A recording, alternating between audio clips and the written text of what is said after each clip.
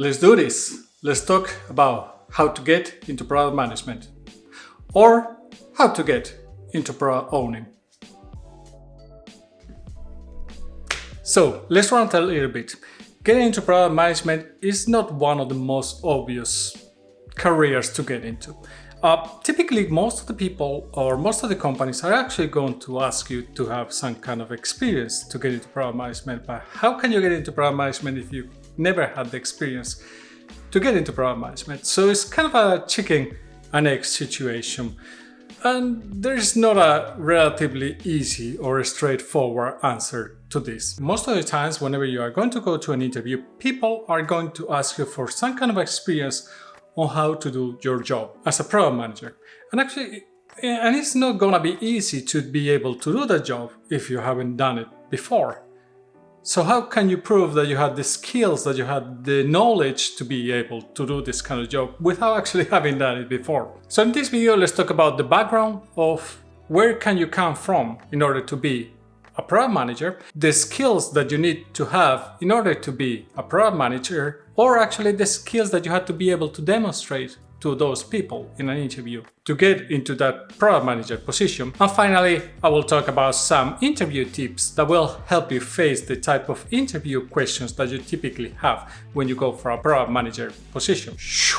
So if you are applying for this product manager position, you probably have seen this Venn diagram that shows where is the position of a product manager compared to the rest of the organization, especially talking about very high-level concepts like design, technology, and business. And this is one of the reasons why many people refer to product managers as the mini CEOs of the product. Probably this is mainly used within product management more than in other parts of the organization. But in reality, when you are a product manager, you have to be aware and understand design, you have to be aware and understand technology, and you have to be aware and understand business. It doesn't mean that you have to be an expert in all of them. You probably know that you can be an expert of so many things. As a product manager, you're typically going to be a generalist and try to leverage as much as possible other people's knowledge to help you cope with the parts where you're not so strong. Sometimes you're going to be very strong in business, sometimes you're going to be very strong in technology, sometimes you're going to be very strong in design. But that means that you're sitting kind of in the center area of all these different concepts. So one of the most tricky things about getting into product management is you have to prove that you have done the job without doing the job, which is piece of cake, or not quite. Let's talk about these three areas and how coming from these different backgrounds actually can help you getting into product management. So if you come from technology, you potentially can be a software engineer, you can be maybe a data engineer, potentially a data scientist.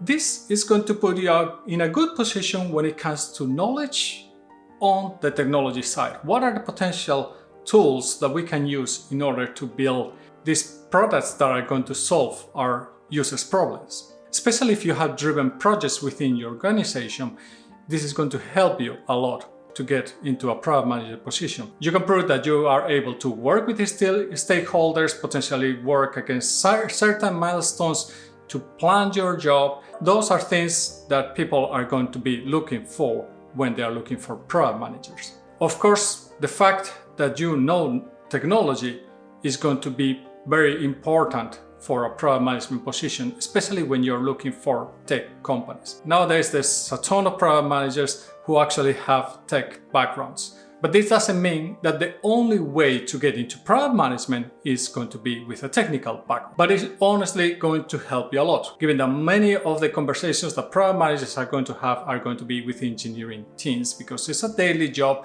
that you have to understand where they are going, they have questions, you have to understand what potential technologies are they using and how technology can help you build in those solutions. The next one is going to be design. Here, you can possibly be a product designer, a UX designer, a UX expert, or even a growth hacker. These roles are very interesting for product management because you already understand customers' problems and customers' needs and how to make it easy for customers to adopt a product. This actually would help a lot to get into that position of product management because you have already the understanding of customer centricity, of talking with the customers, of empathizing with them, on trying to build that solution probably together with them. You're probably aware about things like design thinking that are going to help you have that correct mindset that is needed for product management. Growth hacking also is a very, very important one because, especially if you think about startup world, what you want to do is grow your user base as fast as possible. Especially in the very beginning, you are just growing as fast as you can, and then having that mentality or having that knowledge of how to do growth hacking is going to help a lot to get you into a product management position. And then you can come from the business side. Here you're going to look into somebody that has industry knowledge, for example, that understands what industry are we in. Are we building tools for banking or finance? Are we building products for automotive industry? Here, understanding the industry is going to be very important in many cases. And this is going to be something that is especially valuable for B2B businesses more than in B2C businesses. In gaming industry, for example, it's very common that they are only looking for people that are within the industry, that they understand already gaming industry, that they understand the ways of working within it. So if you try to get into that kind of industry from other industries, going to be quite hard. Another way of getting from the industry point of view is that you are actually a user of the product.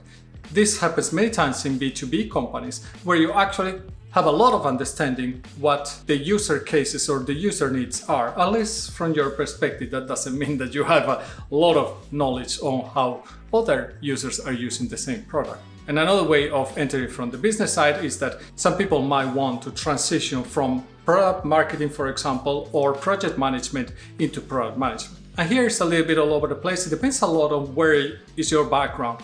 How is this going to help you? Having the industry knowledge is going to help you understand the user needs, but it's not going to help you understand it, for example, the product management frameworks. And in different companies, sometimes one thing is going to have much more weight than the other one. So in some cases, people are going to look much more for product management framework knowledge or mindset knowledge more than actually industry knowledge, since that can be acquired over time. Of course, the other one can be acquired over time, but mindsets are not always the easiest thing to adopt or to change about. If you come from marketing, you are going to understand a lot about how to promote a product, but potentially, again, not so much about frameworks or mindsets about product management. And then when you come from something like project management, you potentially understand a lot of how to plan, on how to develop, on how to move forward, or how to work with different stakeholders. But again, you're going to potentially be missing in other areas. So let's talk now about the skills that you need as a product manager. First of all, you are going to have to be customer-centric. You have to understand what problems your customers are having in order to be able to deliver those solutions for them. Many people love solutions, but as a product manager, you actually had to love the problem. You had to understand the problem very well in order to actually to be able to deliver a solution. Just hearing a problem and coming up with a solution in a matter of a couple of minutes usually means that you know very little about the actual problem and you had not done any customer research and understanding or further understanding of what the problem is and how to solve it. Because usually when you hear a problem for just one customer, that doesn't mean that other customers are going to have the same problem, and you have to understand from a general point of view. Typically, as a product manager, it's more important to understand how can I create a small increment on the quality of my product for most of my users than creating a huge increment for only one of my users. Because that actually sounds more like consulting than product management. So you have to be able to listen to your customers, but not only listen to their solutions. You have to be able to get to the root of the problem that they are having and see how general is this problem. If you are only listening to solutions and building solutions based on what you hear from other people, you are actually not a product manager, you are a project manager. And I have a video about this if you want to go into more detail. What is the difference between the two roles? As a product manager, you have to be strategic. And by strategic, I mean that you have to be able to prioritize and understand. You have to understand what is the impact of solving a certain problem. And by impact, I mean, what is the reach? How much customers are you going to reach when you are solving this problem? Is this problem affecting 10% of your customer base? Is it affecting 100% of your customer base? Is it potentially getting you into a new customer base? This thing is something that you have to understand. If you are able to understand what is the potential of a feature, if you are able to define properly what is your vision as a company or product and how to get there, this is going to help you a lot when you are trying to get into product management. As a product manager, you also have to be self-driven and you have to understand how to drive projects, features, products forward in the future. Products are constantly evolving, especially in tech world. They are not stagnant, or they shouldn't be, which means that you have to all the time be very self-driven in actually trying to find those ways of improving those products, of getting even further on the value that you are providing to your users. And this means that you have to be ruthless when it comes to prioritizing, when it comes to road mapping. You have to be able to say no many times. Most of the times, actually, you are going to be saying no more often than you are going to be saying yes. Resources are scarce. It doesn't matter how big your company is, you are never going to have enough resources to be able to tackle all the ideas that you have, which means that you have to be quite ruthless when it comes to prioritizing. You have to understand what is the potential impact of a new feature, what is the potential effort of this feature, and how can I bring it to the customers. And if you are more interested, I have a video that I will link here describing some of these prioritization frameworks that are out there that will help you being a product manager. So let's say that you actually are interested in product management and you are able to land your first interview as a product manager. One of the things that any person interviewing for a product manager position, they're going to be looking into what is your framework of working, what is your mindset to prioritize, to work against. That will help you being able to be critical, to understand when something is potentially important for the product or not, and how can you get it forward.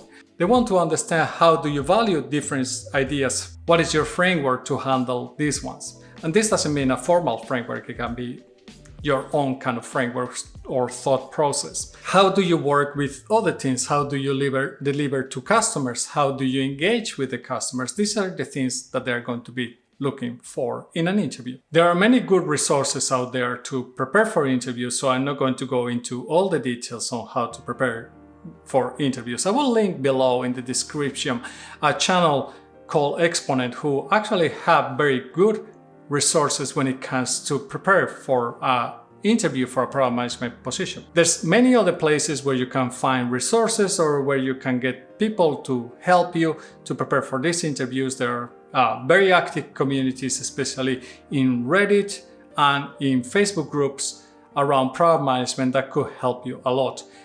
And of course, there's a lot of YouTube channels that are actually trying to help people get into product management and understand what is needed and what is required to get into this kind of role. So finally, there's the question that many people seem to be asking in these forums is that do you have to be technical to be a product manager? Do you have to be able to code to be a product manager? Honestly, I would say no in most of the cases, but it helps a lot if you're trying to get into a tech company and be the product manager for a tech product. Why? Well, first of all, you're going to be able to understand what are the kind of potential solutions that you could be building. It's going to help you a lot to have an early idea of what is the potential effort of creating a feature.